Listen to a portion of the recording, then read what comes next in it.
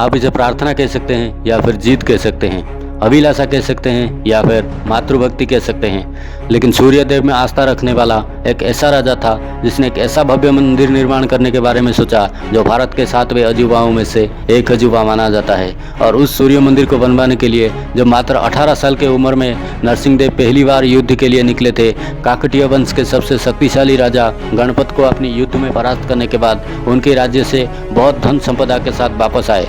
जब वो वापस आए, उनका भव्य स्वागत का आयोजन किया गया था। स्वागत के बाद जब वो अपनी माताजी से मिले, अपनी माताजी बेटे की वीरत्व पर बहुत प्रसन्न हुए और उनके सामने अपनी इच्छाएं रखी और उन्होंने ये कहा कि तुम्हारे पिता श्री शंख क्षेत्रपुरी में जगन्नाथ मंदिर बनवाए हैं और मैं चाहती हूँ कि तुम सूर्य क्षेत्र कोणार्क में एक सूर्य मंदिर बनवाओ।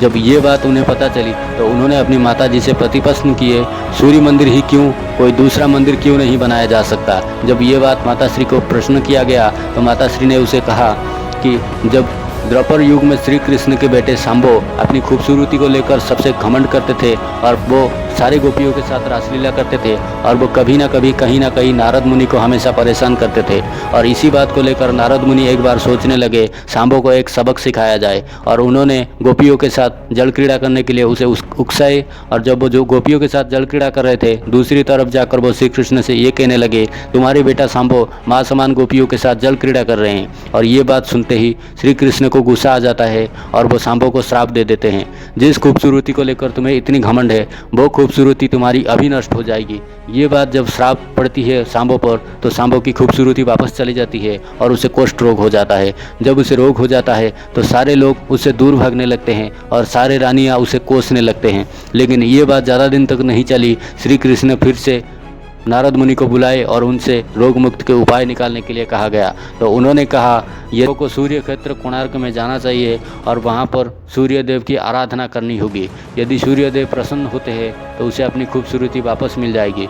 इस बात पर वो निकल चलता है कोणार्क पर जाकर सूर्यदेव की आराधना करने लगती है।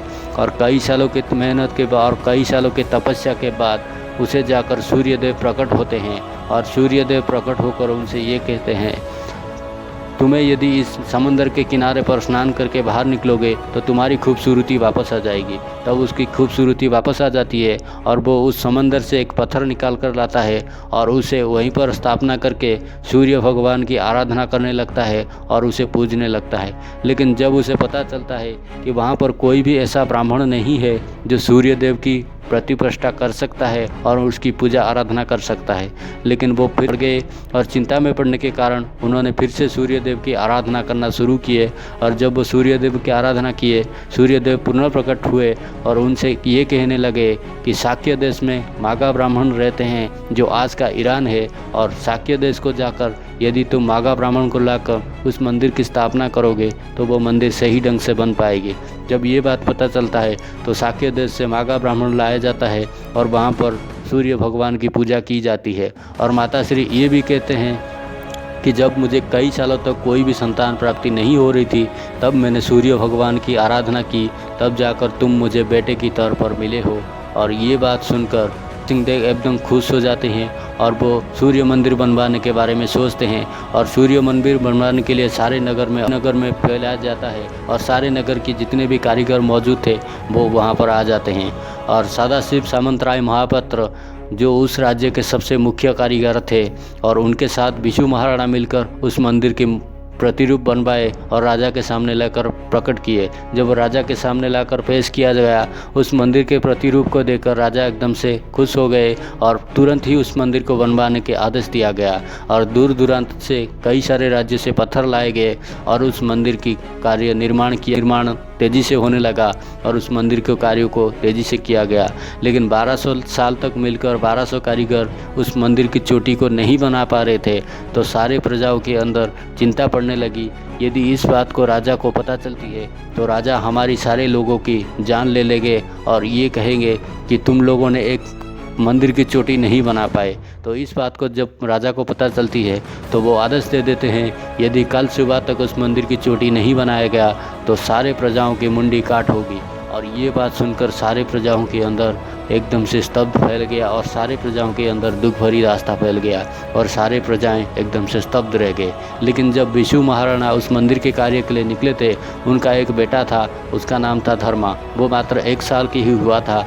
जब वो 12 साल तक अपनी पिताश्री से नहीं मिला, एक दिन वो अपनी माँ से जिद करने लगा, मुझे पिताजी के पास जाना है, और वो वहाँ से निकल पड़ा और वो अपने साथ अपने कुत्ते को लेकर आया और अपनी बगीचे से कुछ फल लेकर भी आया था। और जब वो अपनी कोणार्क पहुँचा और अपने पिताजी से मिला, अपने पिताजी उस फल को देकर उसे पहचान लिए और पहचानने के बाद वो सारे प्रजाओं से मिलने लगा और सारी बातें समझने लगा और वो देखने लगा कि सारी प्रजाएं एकदम से दुखी हैं और वो मंदिर की चोटी नहीं बन पा रही है। तो वो एकदम से मुख्य कारीगर का बेटा था और उसके अंदर भी कुछ ऐसे भी गुण थे और उसने अपने पिताश्री से वो कहा कि आप यदि आज्ञा देंगे तो मैं इस मंदिर की चोटी को बना पाऊंगा। और ये बात सुनकर विशु महाराणा उसे आज्ञा देने की अनुमति मांगते हैं और उसे आज्ञा दे देते हैं। जब वो आज्ञा पाकर उस मंदिर की तरफ बढ़ने लगा और वो मंदिर की चोटी बनाने लगा, जब वो मंदिर की चोटी बना रहा था, भगवान की कृपा हुई शायद उसकी हाथों वो उस मंदिर की चोटी बन गया। जब वो मंदिर की चोटी बन गया तो सारे प्रजाओं के अंदर दुख भरी रास्ता फैल गया और ये समझने लगे यदि कल राजा को ये बात पता चलेगी तो 1200 कारीगर मिलकर जिस काम को नहीं कर पाए वो एक 12 साल के लड़के ने कर दिखाया, तो उसकी हम सारे लोगों की जान जा सकती है। तो विशु महाराणा दुखी होने लगे और क्या करने के लिए उपाय सोचने लगे।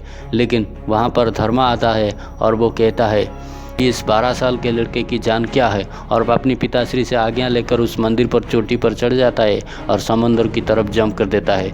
जब वो समुद्र की तरफ कूद जाता है, उसकी जान चली जाती है और वो मंदिर बनकर तैयार हो जाती है और उसके अंदर सूर्य भगवान की मूर्ति भी बनाई गई थी। लेकिन उस मंदिर की प्रतिष्ठा के लिए राजा ने जो दिन अच्छे समझे थे उसी दिन धर्मा की 10वीं पड़ती थी और सारे प्रजाएं मिलकर वो उसी दिन को मंदिर की प्रतिष्ठा करने के लिए मना किया गया। और सदाशिव सामंतराय इस बात से कभी भी खुश नहीं थे कि उसी दिन उस मंदिर की प्रतिष्ठा किया जाएगा। और जब वो मंदिर की प्रतिष्ठा उसी दिन रखा गया तो सारी प्रजाएं मिलकर उस प्रतिष्ठा को ना करने लगे और राजा अपनी जिद पर अटल रहे और सारी प्रजाएं मिलकर उस मंदिर की प्रतिष्ठा उसी दिन किया गया। लेकिन उसी दिन जब प्रतिष्ठा किया गया, उस मंदिर की कई सारी विपत्ति आना शुरू हुए। एक शेर का मूर्ति जो बना था वो टूट कर गिर पड़ा उसी दिन। जब वो गिर पड़ा, धीरे धीरे करके वो मंदिर एकदम से टूटने लगा और वो मंदिर धीरे धीरे टूट गया। और ऐसे ही राजा के दिमाग लगी और वो ये सोचने लगे मुझसे ऐसे क्या गलती हो गई जिस वजह से वो मंदिर आज टूटने की कगार पर खड़ा है।